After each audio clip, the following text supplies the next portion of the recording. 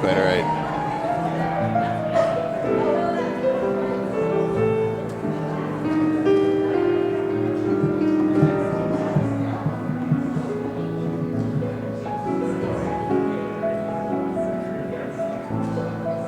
Welcome to Pacific Unitarian Universalist Church, the oldest church in America that's Unitarian and Universalist. Yep, no, not at all. I wish it were true. That'd be cool. We got a busy week. We have a town hall immediately after this, so we're going to lock the doors roughly, at least in spirit. And Melissa's going to guard it. She's not as fast as you would think, so But stay. We're going to try to work quickly through some very important things about the future. We're going to talk about the budget. We're going to bless and induct a new committee we've formed that's been probably the most active part of the church over the last year. Couple quick things. Ollie Coker's memorial service is this coming Friday at 10:30. Everyone's invited to Green Hills. There'll be a little lunch reception after that. We're still accepting board Ollie Coker. Friday, 10:30 at Green Hills. If you get there, you'll find your way around. We're still accepting board leaders, although we do have a good, strong group of 5 people who we'll introduce this afternoon. There's a couple sad sort of remembrances that take place. You're probably familiar with them. The 31st into the 1st we just went over the 100th anniversary, and in sort of tragic and also blessed timing in the sense that we now have a racial awareness. I'm embarrassed to say, and I think probably many of you are also in the same camp, that you probably didn't know about the Tulsa disaster, massacre, businesses destroyed, 300 people died, people actually burned houses with flammable materials from on high with crop dusters. If you're a white person and you don't know that story, it's because we don't always fully tell our stories. And in the same spirit as that disaster is the Manhattan Beach Community Church is going to do a bell ringing on June 12th, which is the anniversary of the 49 lives that were taken at the Pulse nightclub in Orlando. So that's on 49 bells will be rung. We don't have bells, or we would ring them here. And that's at 11:45 in the courtyard of the Manhattan Beach South Bay Community Church. So if you're interested in that as well.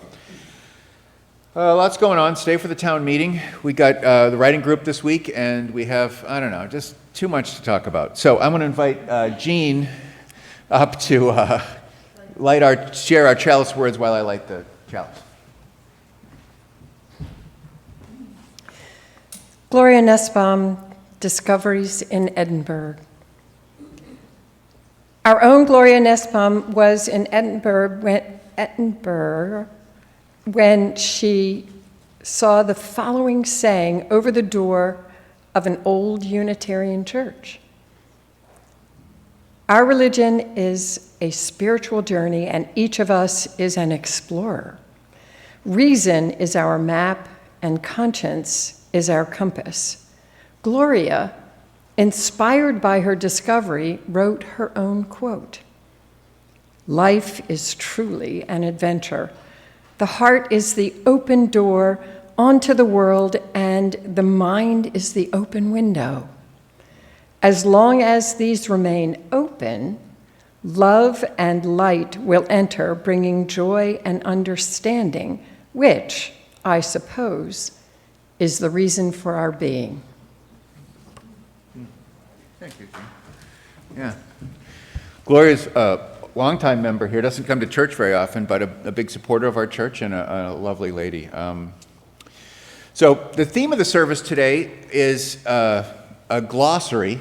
And you probably found out, the last year or two has been a sort of a foot in a wash in new language. And about a decade ago, I was the brunt of some giggling 11-year-olds who told me that nearly everything I did was ratchet, which I didn't know what that was, which apparently is not just a type of wrench, but something assembling gross, out of touch, or ill fit, which I have discovered. it was clear that these preteens were wielding this new weapon of theirs as a weapon. Even though I had a conversation with a 20-year-old son of a friend of mine in Hermosa, and he explained that with a lot of acronyms and words that fell clumsy to my ears, he told me he did a lot of BD, which I found out was business development. And there was a lot of other insider phrases that I was unaware of. I frankly couldn't run away fast enough from this conversation. I felt stupid and defensive and judgmental all at once, as one feels when one feels stupid. You feel defensive often. So today's theme is about not feeling defensive, and it's about engaging what I think is sort of a new language around sort of inclusivity and morality that we, sort of probably long coming, but sometimes can feel like it's wielded by a weapon, or you can feel sort of stupid and out of touch. So in my 50s, I'm not as relevant as I was 25 years ago, and you may feel the same way. So it's a sermon about a hopefully kind of a fun vocabulary lesson, and it's an act of opening up the world, and it's a great sort of part, I hope, of like our opening up, and a good day to also introduce the new committee we just formed. So all of those things. So we're gonna take off with our musical department. We're gonna play some music.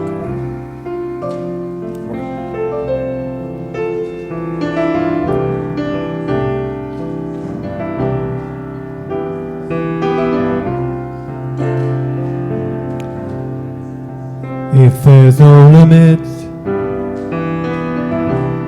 to this love you have, then I think the world is messing with my head. 'Cause if my arms can't stretch that far away, then I guess I'm not listening to the words you say. So could we widen the circle just a little bit more? Could we stretch out our arms, open up our doors? 'Cause I know that we get a little carried away, but this love that I have, it should always stay.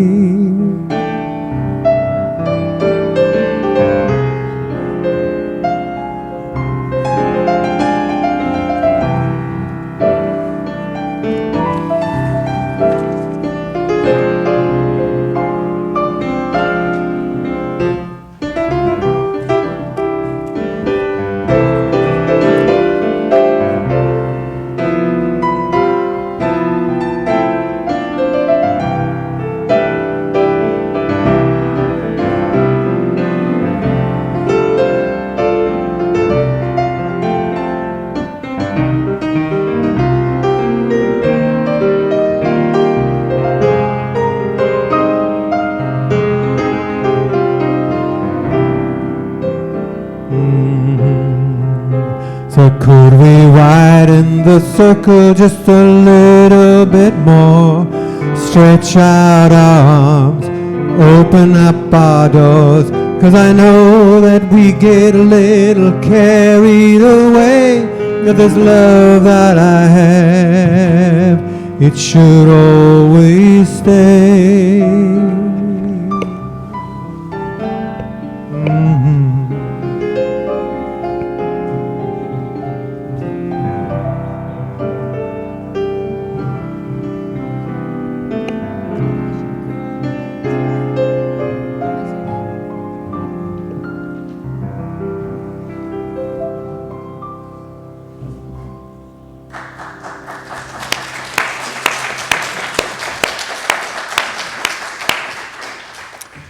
The Multicultural Transformation Team has been discussing ways we can better understand the impact of racism in our society.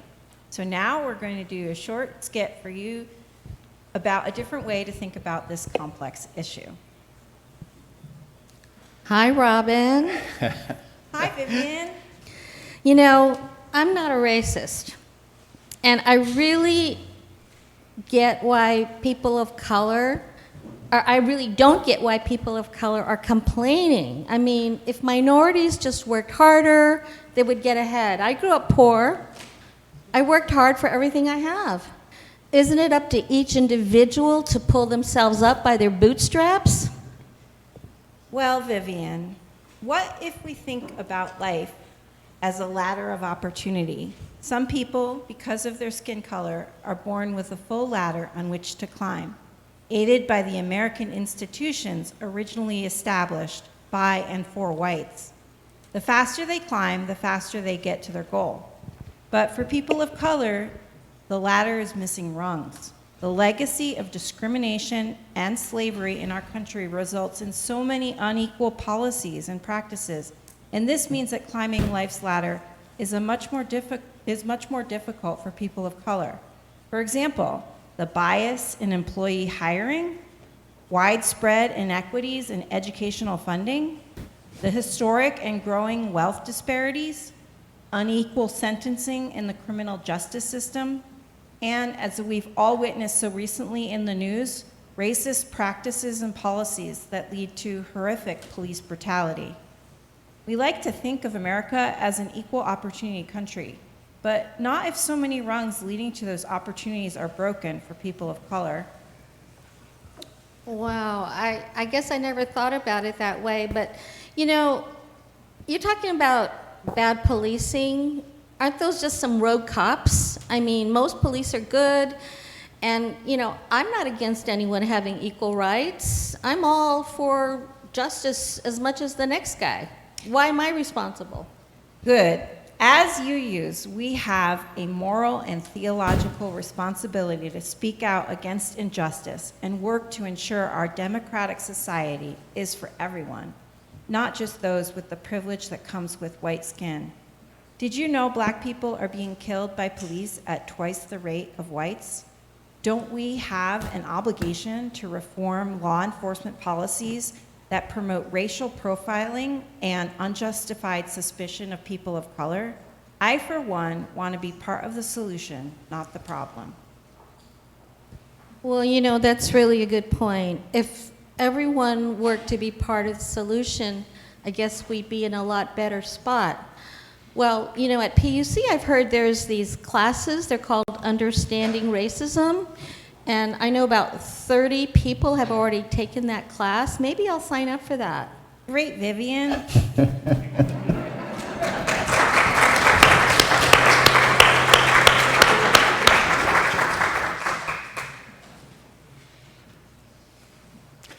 want to invite all of our kids down for our children's moment.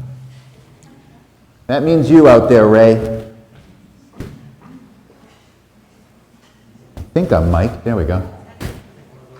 Yeah, these are on too. I'm going to shut this off. Yeah. All right.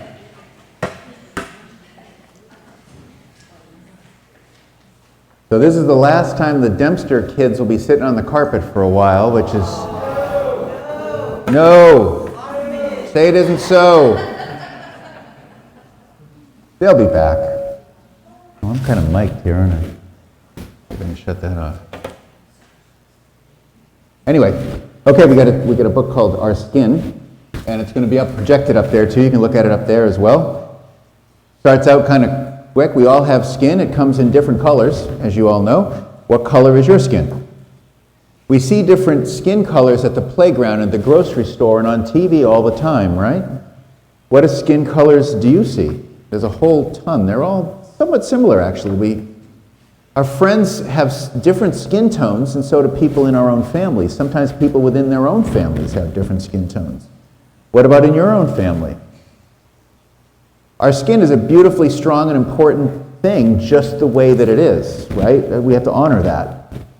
And what do you love about your skin, the book asks? I wish I wasn't quite so ruddy, if you want to know the truth, but we get our color from something smart inside our bodies. What is it that what gives us the different colors? Melanin, that's exactly right. And everybody sort of has the right amount based on their background and where they're from. And, well, not where they're from, but who they're from.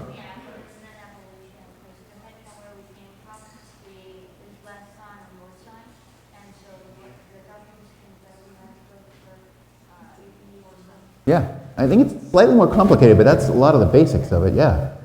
But Andrew's brilliant, so we don't pay, he could be up here. So the darker your skin, the more melanin you have, the lighter your skin, the less. And what do you think is, maybe you don't think too much about your skin, but I bet if you were a person of color, you'd probably spend more time thinking about it. We may use color words to describe people, and they're kind of exaggerated, right? People aren't really black, and they're certainly not white. Sometimes we say people of color to talk about groups of people who are not white. And we use that phrase. Why do we use the phrase people of color and then white people? What do you think?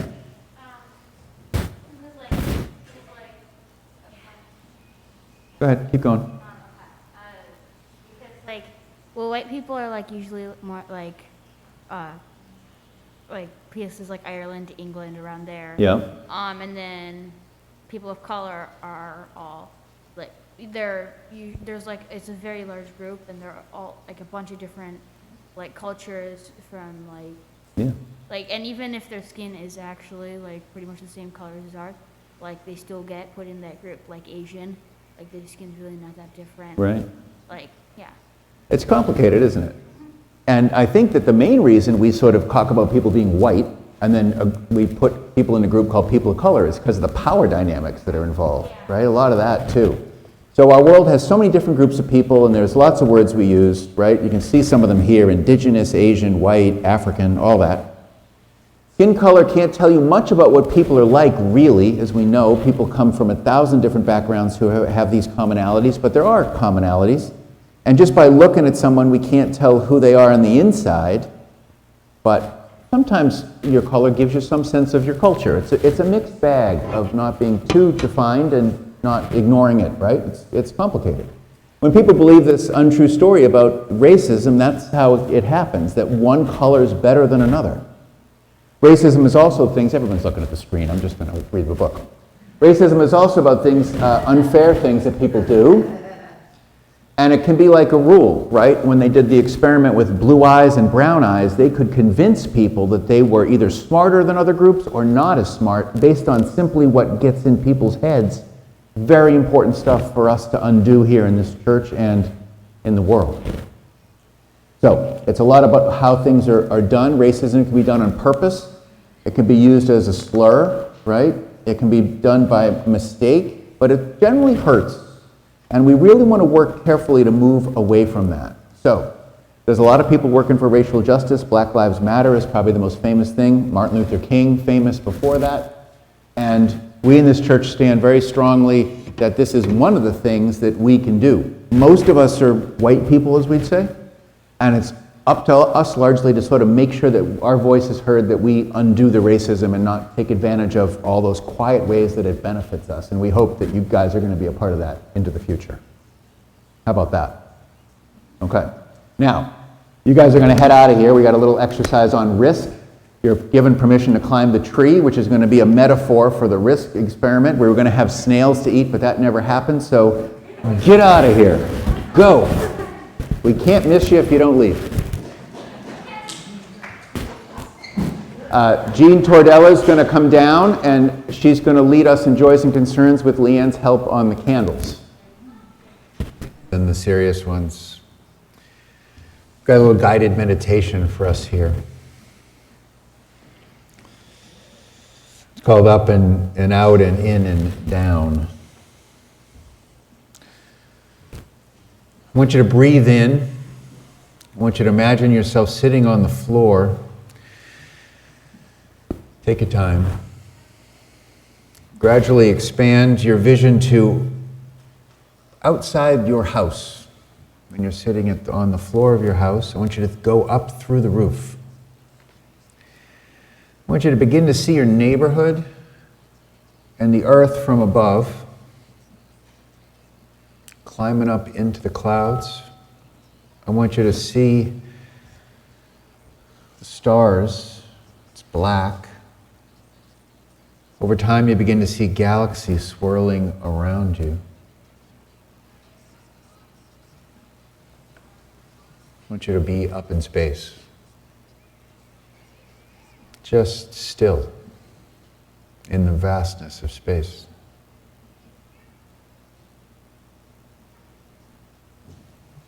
I want you to imagine you back in your own body. I want you to touch your forehead. You can touch your arms, your stomach. Imagine having just gone way up outside of yourself for a second. You're going to go into yourself. I want you to think to the degree that you can creatively imagine going in under your skin, beneath that layer of melatonin that divides us, but down into blood vessels and your nervous system. I want you to think about the gooey sense of you that is all those cells.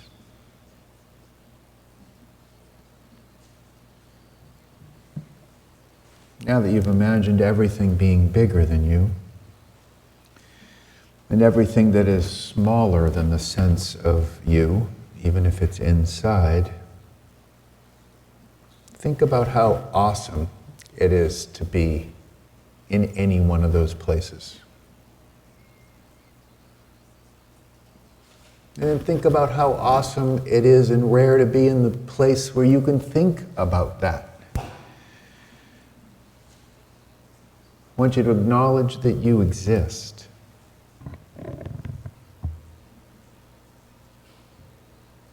Acknowledge that you exist and belong here.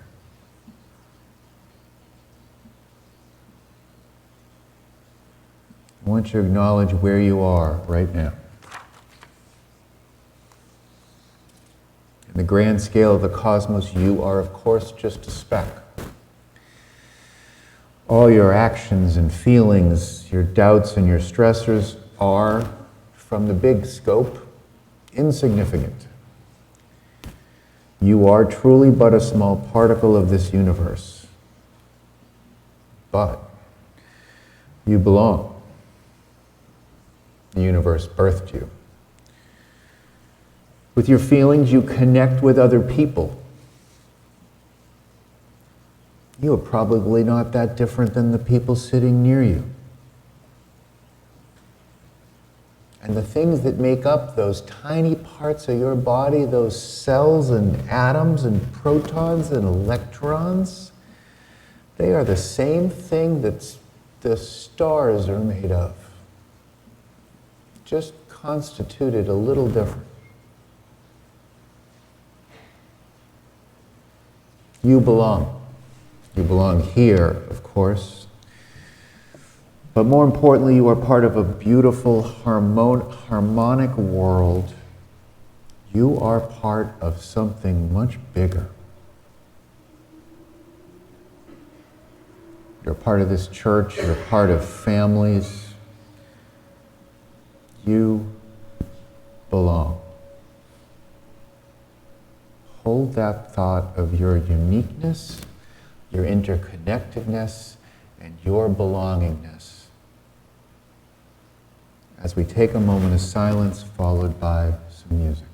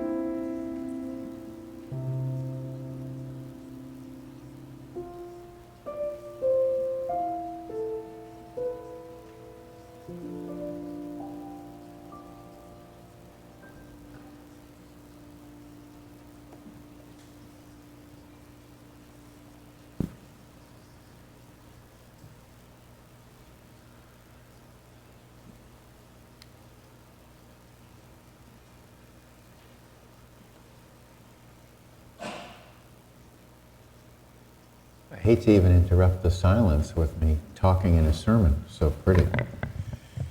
But I will. So this is an Orthodox sermon of sorts. And I'm going to just jump right into the fire. It's an attempt at a glossary of new terms. I called it sort of glossary of a new language.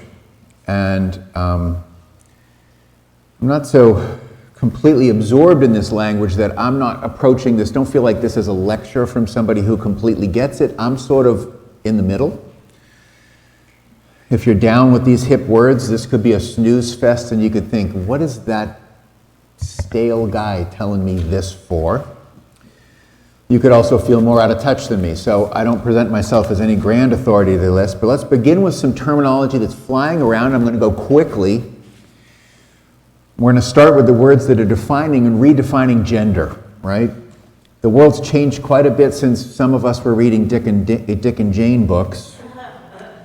Girls who appear to be girls don't always think of themselves that way, and for that same matter, like boys. They don't think of them, girls don't think of themselves as girls always, and they don't always like boys. And of course, the inverse is true. So we're going to start with gender and gender identity. One's gender identity, as you know, probably is the boy or girl, male or female, or anything in between in a way that envisions oneself as being. So I ask you, who do you think of yourself as your gender? This is the easiest way to learn it. I, for example, identify as being male. That has really not been a question. Gender identity is neither whom you lust after, right? That's sexual orientation, or what has historically been called sexual preference. It's also not the body parts you're born with, right? We'll get to all that. One's gender identity is the gender that you hold most dearly inside of yourself, the innermost concept of yourself. Sometimes it's not that clear. Most commonly, one's gender identity is how one thinks of themselves, and one presents oneself to the world are often aligned, but they're not always perfectly aligned. Our gender identity is who we think of ourselves, and our gender expression is the external expression of that gender that we present to the world. It's important to remember that this has nothing to do with whether someone is gay or straight or bi or poly. Gender expression and identity have nothing to do with who you love or who you lust after. And gender identity and expressions are not always the body parts you're born with. There's finer lines that need to be drawn now. Okay? These categories simply involve how you think of yourself and how you physically express yourself in dress and hairstyle and all those sort of things. Let's take a second to remind yourself of your gender identity. Just do it yourself. And then your gender expression. This is for most of us simple and obvious, and enough of us that historically we didn't even really talk this way, right? That's not true for everyone, and we're trying to include and broaden that circle to make sure everybody feels welcome and that there's language for all of us. I would imagine how hard it would be for any of those two expressions, gender, how you want to express yourself and how you think of yourself, not to be in sync. That's a challenge. Grace and sensitivity and an appreciation for the courage that it takes to be different should wash over you. But it's even a little more complex than we thought. Although one's gender identity was for most of our lifetimes a simple, unchallenged presumption of your body parts, right, boy or girl, today people also identify as non-binary, right? Non-binary means that you are not best defined by either or, male, female, boy, girl.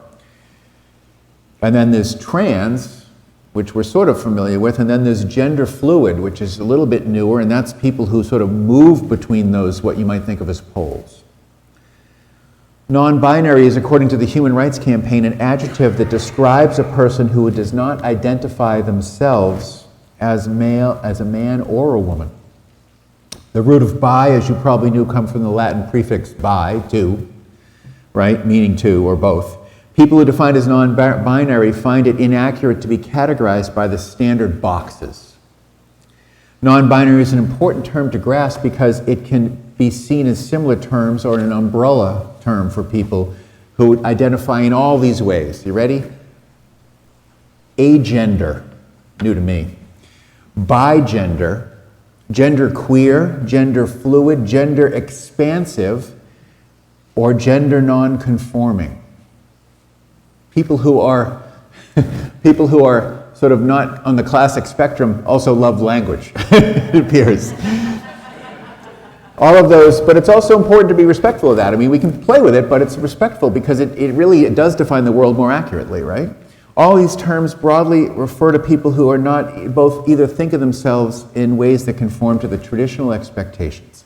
There are lots of gender-related terms because people are complex, and two people who typically reject the categories that of the gender seem to love are also want to self-identify in their own way, often, not always.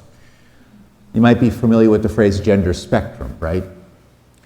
Although gender spectrum is not itself in a label, the very notion that gender is on a spectrum of male or female is probably a movement forward.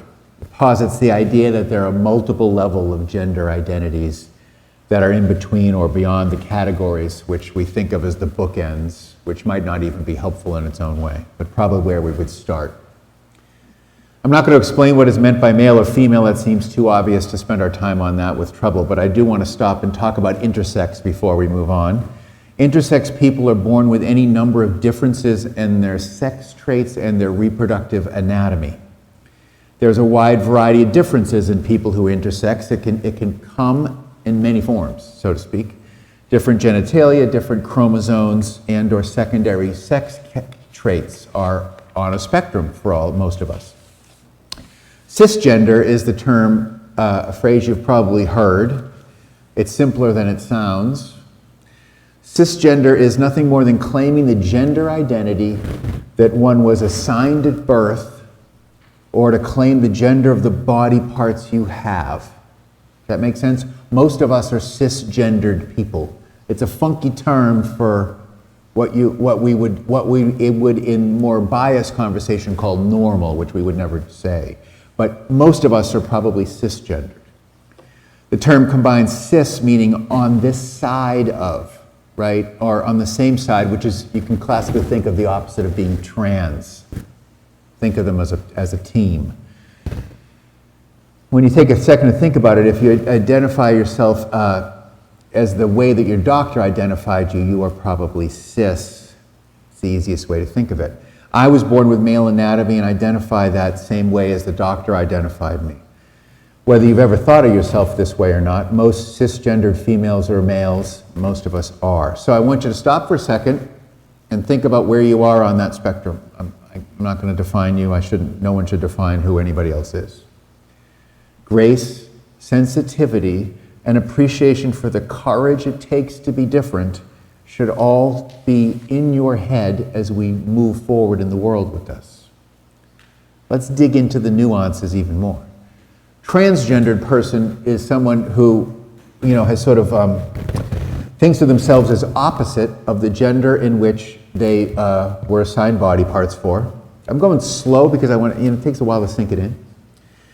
Word of caution here, many non-trans people would, not even with malicious intent, describe the act of wanting to be a certain gender that one is not. That's the way I would have thought about it a while ago, right? I would have thought of someone as trans, they want to be the other side. It's really not the way we think about it anymore. They really, as it turns out, are sort of organically, right, in the bodies that they don't necessarily identify with. That's a much more sensitive way to think about it, and I actually think it's also a much more accurate way to think about it too. There's a persistence to the trans identity that I would have never really sort of seen ages ago. So, to the trans community, the presumption that people just want to switch genders is hurtful and inaccurate. So, when you're engaging with someone who's trans, be careful about that. If you're not one of them, or maybe you are, maybe you're way ahead of me.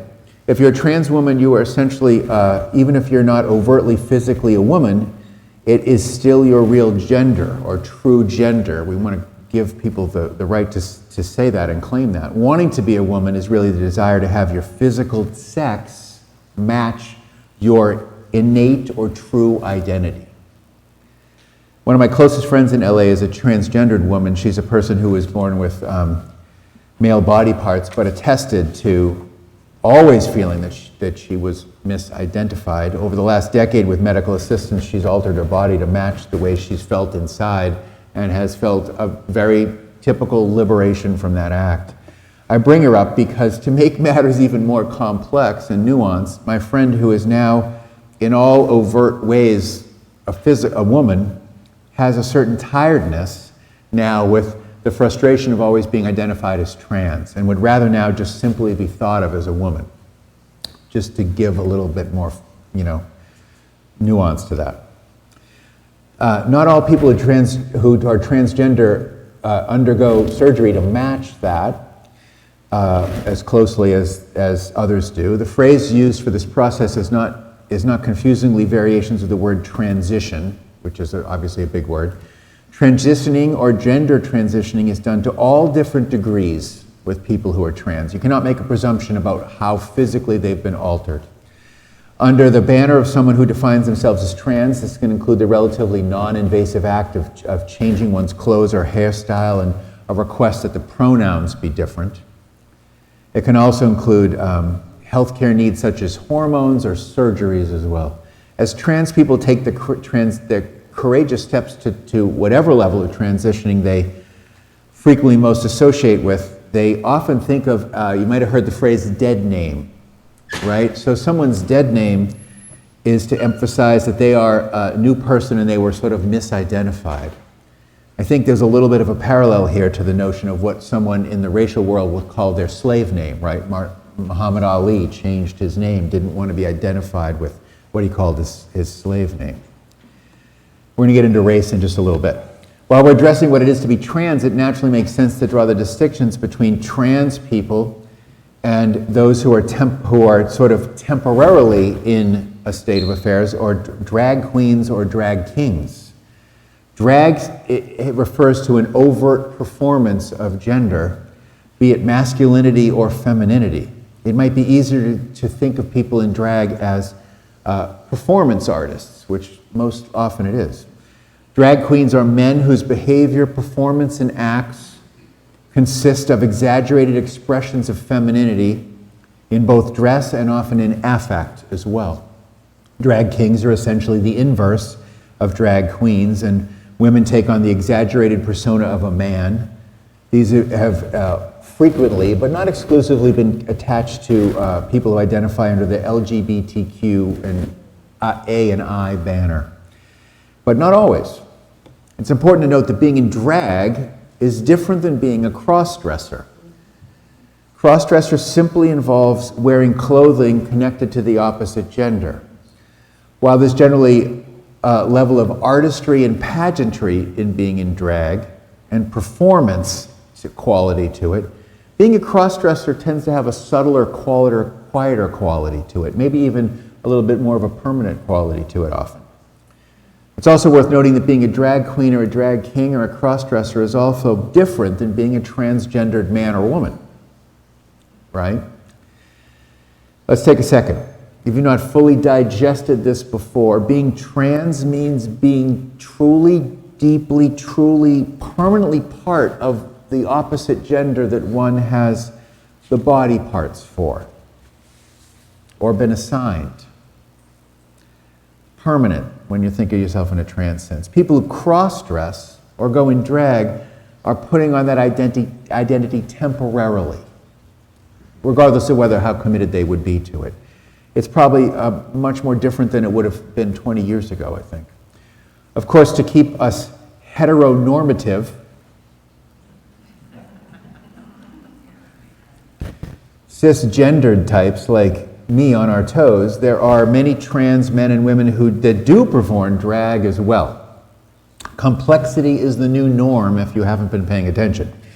And the tagline on many dating sites reveal, it's complicated. Pronouns. Let's run through pronouns because you're probably going to get some of this more and more in life. I imagine you've all encountered it to some degree on Zoom screens, if nothing else, right? This is one of the newer languages that you are encouraged to stumble all over. Pronouns are important because they come up a lot and they're utilized as one of the primary ways that people can suggest and claim their identity We're familiar with she, her, hers, right? If you're cisgendered female, that's your stuff. Likewise, he, him, his would be my stuff as the standard male pronouns. However, a single individual's choice to be identified as they, them, theirs, which is a plague to grammarians, is probably still a novel to your ears. It still is to mine. They, them, and theirs is often the pronoun claimed by people who don't want to be one or the other, right? I thought of it initially as when I was reading it, and sort of a while back thought, okay, this is about people who have multiple personalities, but it's not. Be careful about that. That's an easy thing to, well, it is. I mean, it's, because there are people with multiple personalities. If you're looking for a catchy way to simplify one's gender identity expression from one's sexual identity and preference, think of this fun game. One's gender identity is who you go to bed as. One's sexual identity is who you want to go to bed with. Remember, one can be gay, straight, lesbian, or bi, and trans at the same time. Say it with me. One's gender identity is not the same as one's sexual identity, or what we used to call sexual preference. Sexual identity and preference, if you hear it, it's sort of an outdated term to use preference, but sexual identity and preference, if you hear it, are the same. Quick run through the alphabet. Sexual orientation. L, lesbian, is someone who is emotionally, romantically attracted to other women who's a woman. The root is connected to the island of Lesbos, where historically women first wore tank tops and drove Subarus. Kidding. There's a number of ways in which gay is used. Historically, a few generations back, most dictionaries would have defined gay as lighthearted and happy.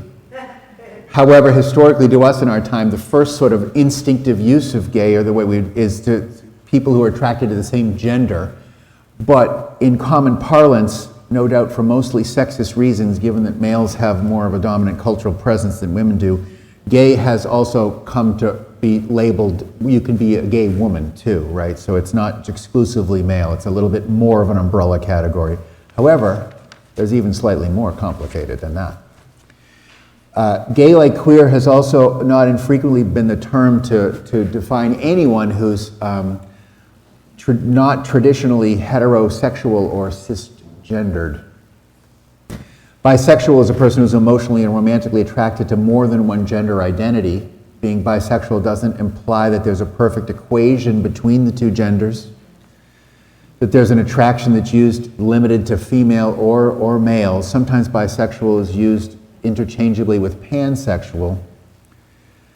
Transgender, as stated above, is the opposite attraction to one where assigned at birth. Queer is sort of a spectrum label, both used as a slur and self-claimed, so that gets confusing, right? The term queer was a catch-all to include many people who are on the non-binary scale or sort of anywhere on the scale. It's identified in the dictionary as being synonymous with strange or weird, and has been thought to reinforce the idea that LGBTQ community is outside the norm, but it's also been claimed as an empowering act of reclaiming an identity, right? It goes both ways. I wouldn't use it if I'm not part of the crew.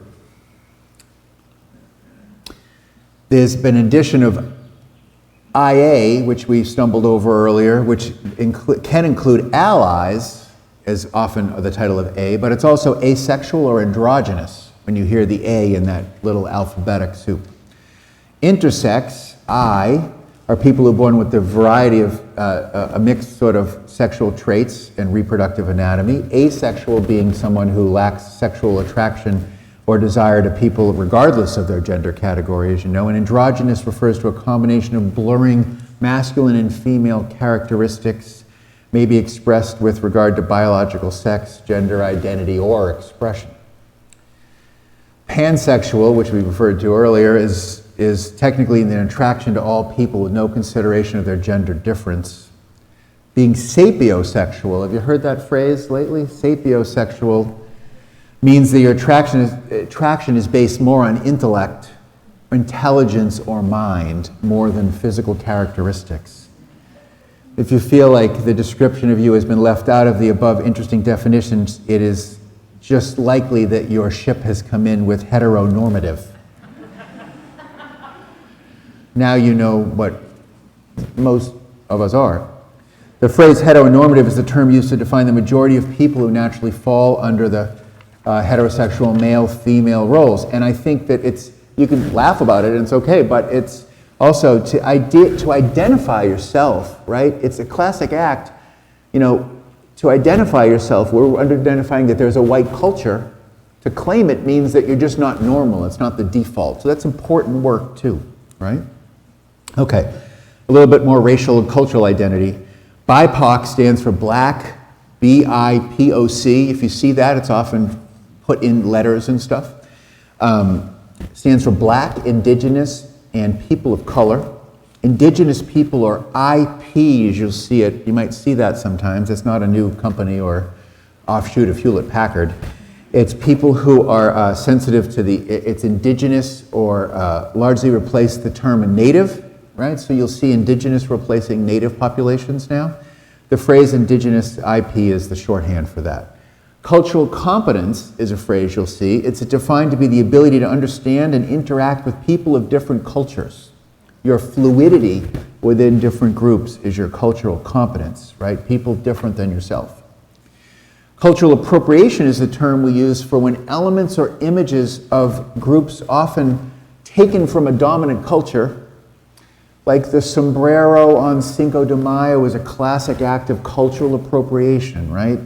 It's utilizing another's qualities in a stereotypical way that often involves demeaning them and just sort of pigeonholing people into pockets that doesn't express their diversity and their natural sort of truth and variety within them own selves. Identity politics is the most commonly termed to use political life in terms of people being of different identities, right? The phrase speaks to the way in which one's sexuality or race or gender identifies their interests. It's often used sort of as a slur to people who want to see everyone as Americans and not acknowledge those differences. So when the phrase identity politics is used, it's more often used as a slur to people who want to lift up the different groupings.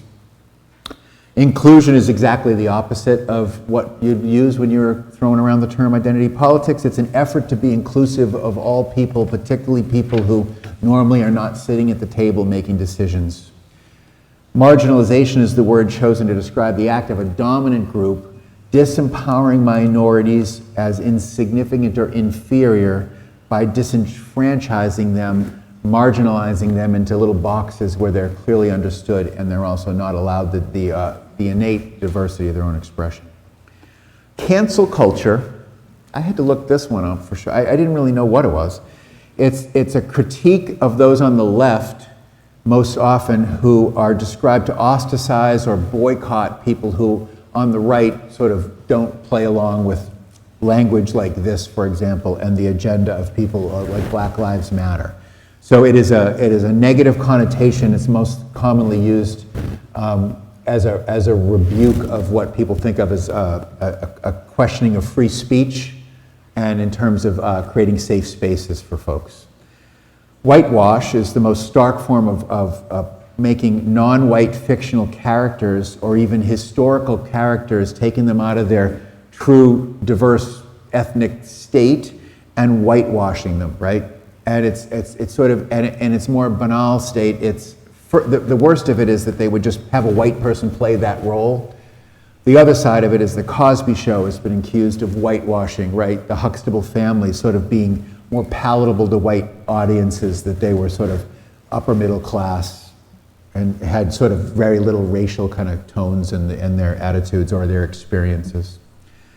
Blackface is the natural parallel to whitewashing and generally thought to be an even more offensive act.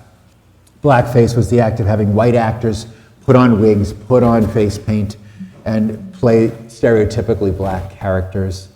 Queer baiting, I didn't know this one either, is a practice of movies teasing same-sex relationships in a sort of not as a full expression of what the story is about, but just sort of as a tactic, as a titillating sort of like, come on in a way to just attract attention and eyeballs, right?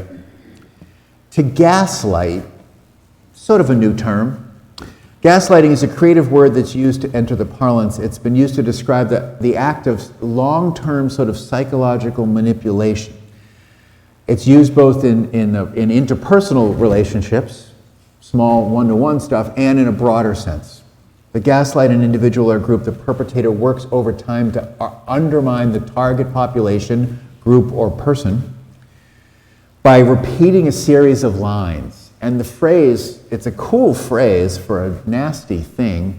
It's interestingly a phrase adopted by a 19th century work of fiction where a husband intentionally adjusted the gaslight lamps within a room in order to create a false reality for his wife so he could place her under a delusion. You could say that the expression of being woke is the opposite of being gaslit, right? Being woke means to being awakened to a true, what is believed to be a true sense of the way that things function in a bias and, white dominant culture way. Ally is someone who cooperates with and helps from a powerful position, helps a group, most commonly allies, partner with and let the sort of minority or disenfranchised group lead. That is the way that is sort of encouraged for people to be an ally. Bias is a fuzzy term. Bias is by definition prejudice either in favor of or against a person. It's usually considered to be unfair. Bias can be held by a minority group towards the larger group, right? So you could be a black person who's biased against white people, but a way that you wouldn't call them necessarily racist because racism involves a certain kind of power dynamic that bias does not get into touch. Bigotry is an intolerance of those who hold different opinions or identities from oneself. Phobia is, as we know, sort of a common use is homophobia. It's the fear of hatred of people who are different than oneself. And colorblind racism is the well-intentioned belief that racism is no longer a problem because the person holding the view that they are not a racist holds no animus towards the people of different races. Those who use the phrase colorblind racism do so to undermine the belief that not seeing race and judging people by their colors is not enough. So it's brought up to sort of expand the quiet, passive ways in which white people support a dominant system. Being blind to people's racial background or color is not enough because it just sort of denies the systematic nature of it. Ethnicity is the term used for the state of belonging to a social group that has a common national or cultural identity. White supremacy culture, powerful words in this word, is probably the most loaded term in our glossary today. The phrase white supremacy culture is used to describe the comprehensive act and the way that institutions, assumptions, practices, values, all those things and habits define society's norms in ways that are fundamentally white. The belief that the dominant culture can be referred to as a white supremacist culture is not about overt acts of bigotry. It's not about throwing on a Klan outfit. White supremacy culture reinforces the systematic way that operates silently most often unconsciously, to benefit white people. Systematic oppression is right there with it. Systematic oppression refers to the fact that and the ways that a dominant culture maintains control over minority groups or cultures in its midst. Systematic oppression works in the way that the values and concerns of the dominant culture always hold sway, which they generally do. Those who employ the phrase systematic oppression is exactly what happens when the status quo power dynamics are not challenged, right? Things just sort of roll along. The advantage and privilege that has been built up continues to go unchallenged. Much of the new anti-racist efforts and ideology have been discussed in the broader church have been discussed here, and the efforts that we're sort of undergo is to dismantle that racism. I feel like I'm sort of out of my time here, so I have more, but I'm going to get to the very end. It was a little too long. I'll skip the ecology part. Let's see what a microaggression is. How's that? That's a good one. Microaggressions are comments or actions that subtly, often unconsciously, unintentionally express a prejudiced attitude towards a member of a marginalized group. For example, asking an Asian person where they're from, not the worst thing in the world, pushing past the first answer being Sacramento. A macroaggression would be like an assault or an actual slur said at someone. Safe spaces is exactly as the phrase suggests. Safe spaces are people that are intentionally set up to be non-biased, free of conflict places. Okay, there we are. Hope you learned something. I did writing it, so. A little dull, but important to get down. I hope it was useful time. I know. Was that useful or not? Yes. Okay, good. Hope so. Okay, so here we go. Since we've just talked about microaggressions, I'm probably going to distribute one. Here we go. It's for the offertory. And this is a good example of a microaggression. Get ready. Sarah Epstein is a recent immigrant from the Ukraine Hasidic tradition. Being her native tongue, was asked to take an oral exam in her English as a second language class. She was asked to spell cultivate, and she spelled it correctly. Then she was asked to use the word in a sentence. With a big smile, Sarah Epstein responded, "Well, last winter on a very cold day I was waiting for a bus, but it was to cultivate, so I took the subway." Give generously for the life and work of this church.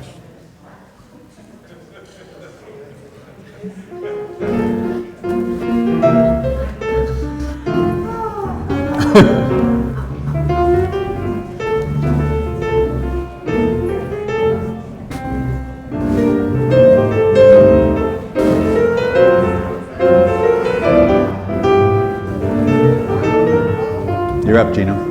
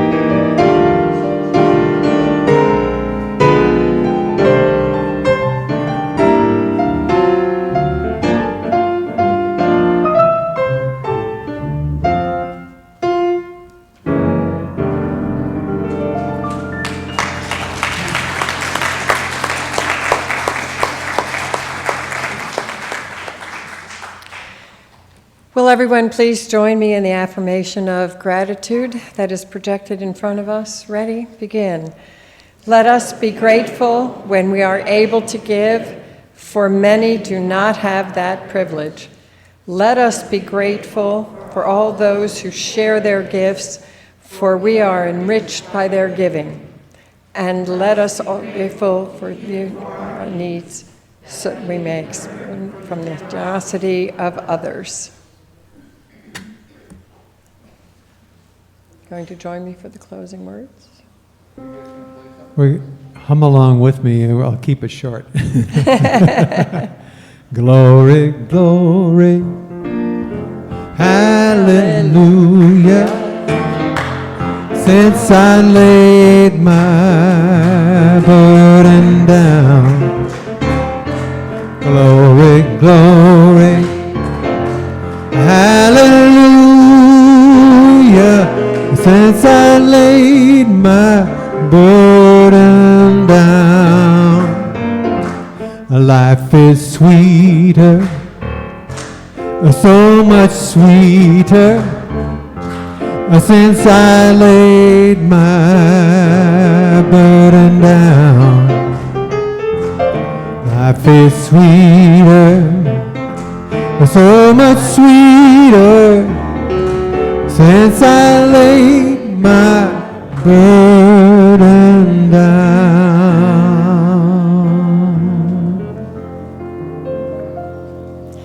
Sorry, Severin, I didn't mean to cut you off. That was wonderful.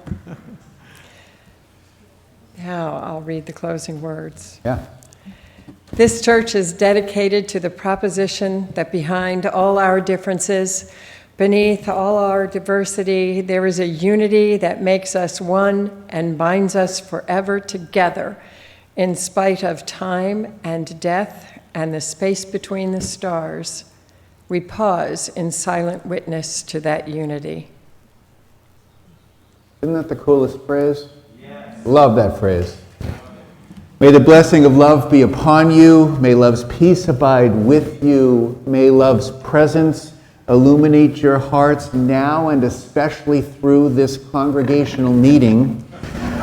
So be it. Amen. Shalom. Salam. Namaste. Blessed be. And now our town meeting truly begins. So we're gonna.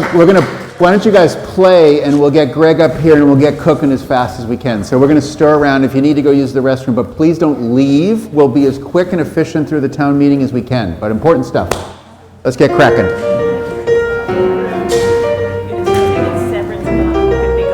Oh yeah, I will. Thank you.